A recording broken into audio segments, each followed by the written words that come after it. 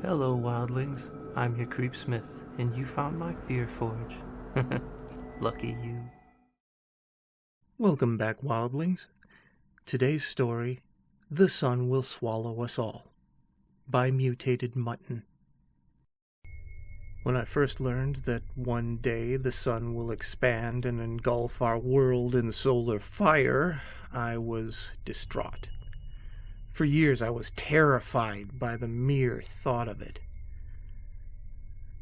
But as I grew, I thought, barring a sci-fi apocalypse scenario, it was probably unlikely that it would happen to me, or my descendants, or even their descendants' descendants. The fact that we were more likely to be wiped out by nuclear fire or a rising tide somehow gave me comfort. I'd finally made peace with the concept. It was sometime after that I was hit by a stray drunk driver. The next thing I knew, I was in a dark, cramped box, listening to the last of the mourner's footsteps trail away. I kicked, and I cried, and I screamed and I shrieked, bloodying my shins and my fingers, hoping against hope that someone would realize there was a living person buried alive in here and that I would be rescued. That was centuries ago. Maybe a millennium.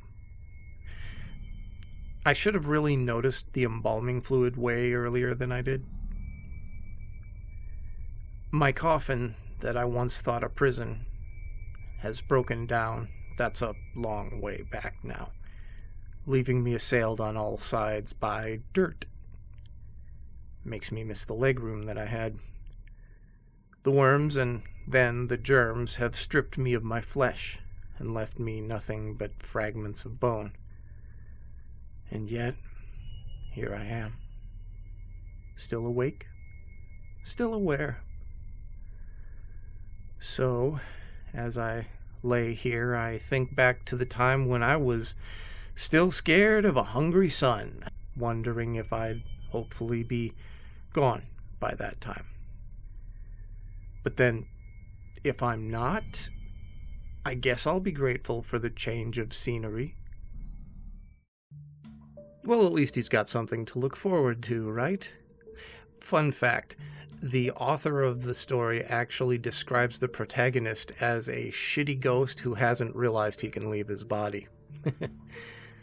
There's something funny about that. Stay scary, wildlings, and make the most of your nights.